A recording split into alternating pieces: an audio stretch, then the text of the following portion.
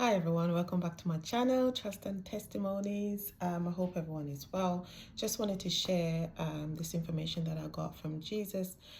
One Sabbath morning, one Saturday morning, I just felt the need to ask Jesus, what is holiness? Because I keep seeing in his word that we have to be holy. And he does say, without holiness, no man will see God. So I needed to ask him, what is holiness? So I'm clear on it and I know exactly what it means. So I knew by my bedside one Sabbath morning and I prayed and I asked Jesus, what is it? What is holiness? What does it mean? What do I have to do to be holy? And he started to reveal this to me in a way that it was without words. It was like an inner knowing. And he started to say to me, when you go into my word, when you go into my Bible and you read the verses in there that applies to you, if you see in there anything that you're not doing or anything that I tell you to be and you're not being that way, for example, I tell you to love one another, or I tell you to be truthful, or to whatever thing that is truthful and honest and just, you should think about those things. If you read my word and you see all these verses and they apply to you and you're not actually doing them, come to me and ask me by faith to cause you to do my will, to cause you to be able to keep my word. However, if you go into my word and you see things in there that you're not doing or you're not being, and you go off and try to do them on your own, then this is righteousness that is filthy rags.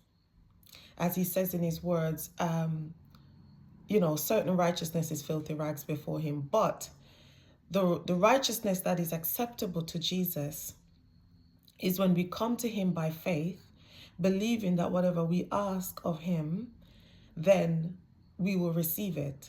That is the righteousness that is acceptable to him. As he says in his words, Abraham believed God and it was accounted to him as righteousness.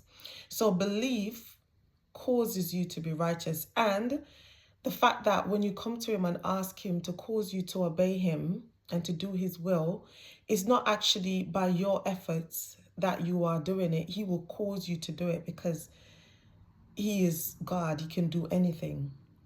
And he can cause you to be how he says, according to his word. So, there's another scripture that says, now unto him, to God, who's able to keep us from falling and to present us faultless before his throne. So it's God who is keeping us from falling. And he's the one who will present us before his throne faultless with exceeding joy, as he says in his word.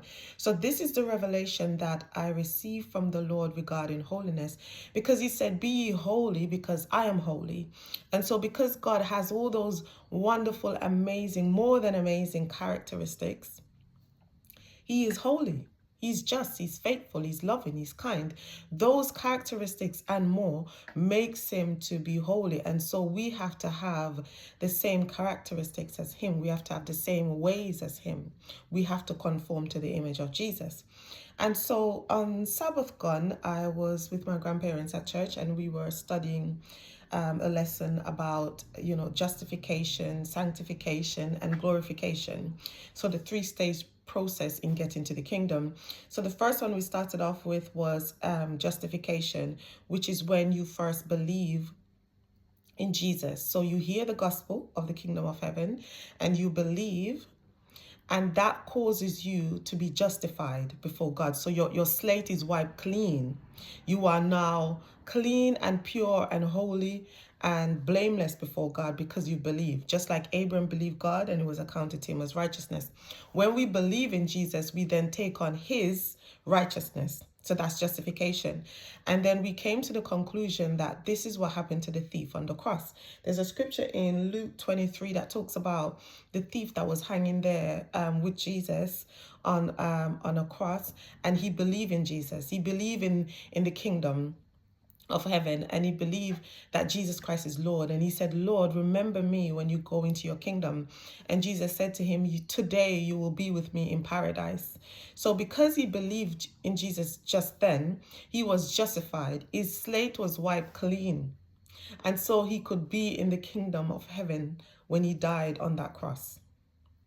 But then we went on to sanctification, which is when you believe, but you don't die straight away like the thief. You still have to carry on living.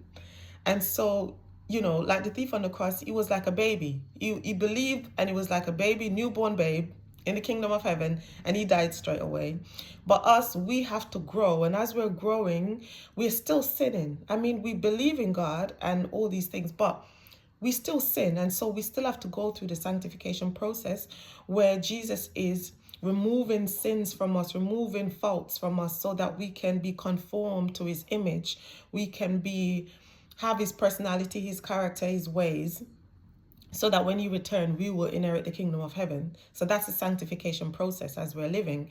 And then the final stage is glorification, where we will be glorified with Jesus. So we will have the same body that Jesus was raised with when he rose on the third day.